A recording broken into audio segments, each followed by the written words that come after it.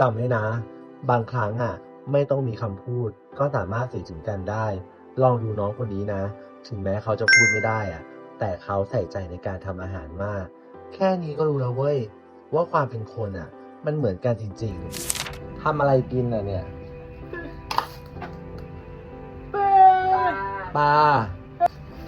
ว้าวแซลมอนเลยเหรอ แล้วไงต่อแล้วอะไรนี่คืออะไรครับทอดเหรอ